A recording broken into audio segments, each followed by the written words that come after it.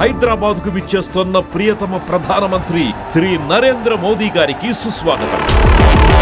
BJP బహిరంగ సభ మే 10 ఆదివారం సాయంత్రం 4 గంటలకు సికింద్రాబాద్ పరేడ్ గ్రౌండ్స్ లో లక్షలాదిగా ప్రధాని సభకు వెళదాం. వికసిత్ భారత్ లో భాగస్వామ్యమవుదాం. సో మోదీ భారీ బహిరంగ సభకు తెలంగాణలో ఏర్పాటు చేసిన పరేడ్ గ్రౌండ్లో ఏర్పాటు చేసిన భారీ బహిరంగ సభకు లక్షలాది మంది అభిమానులు కావచ్చు, బీజేపీ కార్యకర్తలు కావచ్చు, సాధారణ జనాలు కావచ్చు, సో లక్షలాదిగా తరలి వస్తూ ఉన్నారు సభ కోసం. మాట్లాడదాం. మనతో పాటు కార్యకర్తలు అంటున్నారు, వీళ్ళు బీజేపీ కార్యకర్తలు. ఏం పేరు? నా పేరు నలవోతుల అరవింద్. ఎక్కడి నుంచి వస్తున్నారు మీరు? మేము వనపర్తి జిల్లా నుంచి వచ్చాము. ఏంటి ప్రధాని మోదీ మూడోసారి ప్రధానిగా బాధ్యతలు చేపట్టిన తర్వాత మొట్టమొదటిసారిగా తెలంగాణకు వస్తూ ఉన్నారు. ఏం చెప్పబోతున్నారు మీరు? ఈరోజు మొన్ననే జరిగినటువంటి 6 రాష్ట్రాల ఎలక్షన్స్లలో మేము దాదాపు 3 రాష్ట్రాలను సొంతంగా కైవసం చేసుకోవడం జరిగింది. తర్వాత ఇంకా ఎక్కడైతే కేరళ, ఒక తమిళనాడు తప్ప మిగతా రాష్ట్రాలలో మేము ఈరోజు సంపూర్ణ మెజార్టీతో మేము ప్రభుత్వంలోకి రావడం జరిగింది. దాని తర్వాత నెక్స్ట్ టార్గెట్ తెలంగాణనే అని సూచికతో ఈరోజు తెలంగాణలో 7,500 కోట్ల భారీ బడ్జెట్ని ఈరోజు మనకు ప్రకటించబోతున్నారు మోడీ గారు. ఇలా ఇచ్చిన ప్రతిసారి మోదీ గారు వచ్చిన ప్రతిసారి తెలంగాణకు ఎక్కడ కూడా ఒక్క % కూడా అన్యాయం జరగకుండా మనకు నిధులు ఎప్పటికెప్పుడు మనకు కావాల్సిన ప్రతి నిధులను ఎప్పటికప్పుడు మనకు తెలంగాణకు కేటాయిస్తున్నారు. ఎక్కడ అన్యాయం చేయట్లేదు. ఇవి తెలుసుకున్న కాంగ్రెస్ ప్రభుత్వం గెలిచిన 2.5 సంవత్సరాలలో ఇప్పటివరకు ఇచ్చిన ప్రతి వాగ్దానాన్ని మోసపూరిత వాగ్దానాన్ని ఎక్కడి కూడా నెరవేర్చలేదు. ఒక్క మహిళల బస్సు తప్ప ఏది ఒక్కటంటే ఒక్క గ్యారంటీ కూడా ఇప్పటి వరకు తెలంగాణలో అమలు పరచినట్టు ఎక్కడా లేదు. ఈ ప్రజలు అందరూ కాంగ్రెస్ ప్రభుత్వం మీద వ్యతిరేకత ఉన్నారు. వాళ్ళ మీద ఓట్లకు రేపు రాబోయే రోజులలో వాళ్ళకు ఓట్లు అడగడానికి వస్తే చెప్పులు తీసుకొని వాళ్ళంతా ఉరికిచ్చి కొట్టే విధంగా తయారుగా ఉన్నారు. ఇలాంటి సమయంలో 8 మంది బీజేపీ ఎంపీలను గెలిపిస్తే తెలంగాణకు ఒక్కటంటే ఒక్క రూపాయి కూడా లాభం లేకుండా పోయింది. ఒక్క రూపాయి కూడా అభివృద్ధి నిధులు తీసుకొస్తలేరని కాంగ్రెస్ నాయకులు చెప్తా ఉన్నారు, ఆరోపిస్తూ ఉన్నారు. వివిధ సందర్భాలు ఏం చెప్తారు? 8 మంది ఎంపీలు గెలిచిన తర్వాత పార్లమెంట్లో ప్రతి ఒక్క ఎంపీ వాళ్లకు కావాల్సినటువంటి మన తెలంగాణకు కావాల్సినటువంటి రహదారులే కానీ లేకపోతే ప్రజలకు ఇంకా అవసరమయ్యేటువంటి ప్రతి ఒక్క వాటి మీద ప్రశ్నిస్తూనే ఉన్నారు, అడుగుతున్నారు. వారు ప్రభుత్వంతో మాట్లాడి ఇప్పుడు మా ప్రభుత్వం ఉంది, ఎన్డీఏ ప్రభుత్వం కొట్లాడడం కాదు, కూర్చొని మాట్లాడి మేము సర్ది చెప్పించుకొని తెలంగాణకు నిధులు పట్టుకోవడానికి 8 మంది ఎంపీలు ఈరోజు కృషి చేస్తున్నారు. దాని తగ్గ ఫలితమే ఈరోజు ఎక్కడటువంటి నేషనల్ హైవేస్లో ఎక్కడ కూడా ఆ రోజుల్లో ఎట్లుండే ఎట్లంటే అట్లుంటుండే ఈరోజు ఒక రోజుకు 32 కిలోమీటర్లు అత్యధిక ఎక్కువ దూరం 32 కిలోమీటర్లు ఒక రోజుల రహదారులు వేస్తున్నారు.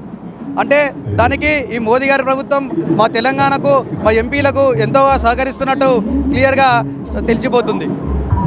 ఇంకా రాబోయే రోజులలో ఇంకా ఈ తెలంగాణలో డబుల్ ఇంజన్ సర్కార్కి వస్తే ఇంకా మేము ఏం చేయగలుగుతాం, మేము ఏం చేస్తాం? 8 మంది ఎంపీలే కాదు, ఈ తెలంగాణలో ఉన్నటువంటి 119 నియోజకవర్గాల్లో రాబోయే రోజులలో ఎలక్షన్స్లో మేము గెలిస్తే మేము ఇంతకు మించి ఈ 2 రాష్ట్రాల్లో డబుల్ ఇంజన్ సర్కార్ వల్ల మేము ఇంతకు మించి అభివృద్ధి చేస్తామని బల్లగుద్ది చెప్తున్నాము.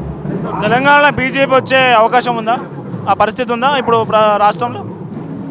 ఈరోజు కాంగ్రెస్ ప్రభుత్వం ఏవైతే గ్యారెంటీలు 6 గ్యారెంటీలు 420 మోసపూరితమైన హామీలు ఇచ్చిండ్రు, అవి ఎక్కడా నెరవేరుస్తలేరు. రైతు బంధు కానుంచి రేపు తెల్లారితే డిసెంబర్ 9 దాటితే మీకు 15,000 రూపాయలు రైతు బంధు వస్తుందన్నారు. రైతు కూలీల పైసలు వస్తాయన్నారు. ఎవరైతే కౌలుదారులకు కౌలుదారుగా ఉన్నటువంటి వాళ్ళకు చాలా అన్యాయం జరుగుతుంది. టీఆర్ఎస్ ప్రభుత్వంలో అన్యాయం జరుగుతుంది. మా ప్రభుత్వం వచ్చినాక రైతు కౌలుదారులకు కూడా మేము ఖచ్చితంగా వాళ్ళని ఆదుకుంటాము అని చెప్పిండ్రు. ఏ ఒక్క హామీ కానీ ఏ ఒక్క గ్యారంటీ కానీ మీరు చేసిండ్రా? తెలంగాణలో మహిళలకు కూడా తులం బంగారం ఇస్తా అన్నారు, విద్యార్థులకు స్కూటీలు ఇస్తా అన్నారు. ఫీజు రీఎంబర్స్మెంట్ ఈరోజు మొన్ననే ఒక నెల రోజుల కింద ఫీజు రీఎంబర్స్మెంట్లో ఒక విద్యార్థిని ఫీజు రీఎంబర్స్మెంట్ జరగనందుకు ఆత్మహత్య చేసుకున్నది. దానికి ఈ కాంగ్రెస్ ప్రభుత్వమే దానికి బాధ్యత వహించాల్సి వస్తుంది. తర్వాత ఈ ప్రభుత్వం మీద ఇంట్లో ఉన్నటువంటి పిల్లలు కానీ పెద్దవాళ్ళు కానీ ముసలి వాళ్ళు కానీ ఇలా ఇంట్లో చూసుకుంటే ఉన్నటువంటి ప్రతి ఒక్కరూ ఈ కాంగ్రెస్ ప్రభుత్వం మీద మోసపోయే ఉన్నారు. కాబట్టి ఆల్రెడీ టీఆర్ఎస్ ప్రభుత్వాన్ని చూసిర్రు, బీఆర్ఎస్ ప్రభుత్వాన్ని చూసిర్రు, కాంగ్రెస్ ప్రభుత్వాన్ని చూస్తూనే ఉన్నారు, అనుభవిస్తూనే ఉన్నారు. ఇంత దారుణంగా అనుభవించిన తర్వాత కూడా రేపు మళ్ళోసారి వాళ్ళకు ఓట్లేస్తారనుకోవడము ఇది సిగ్గుచేటు. రేపు రాబోయే రోజులలో భారతీయ జనతా పార్టీకి ఖచ్చితంగా ఓట్లేస్తారు. ప్రజలందరూ భారతీయ జనతా పార్టీ ఏం చేస్తుందని చూస్తూ ఉన్నారు. ఇది చూసిన తర్వాత రేపు రాబోయే రోజులలో మాకు ఓట్లేస్తారు. ఖచ్చితంగా నమ్మకం మాకుంది. ఓట్లేసిన తర్వాత గెలిచిన తర్వాత అభివృద్ధి అంటే ఏందో చేసి చూపిస్తామని చెప్పి మేము ఈసారి మళ్ళీ ఒకసారి మీడియా ముఖంగా చెప్తున్నాం.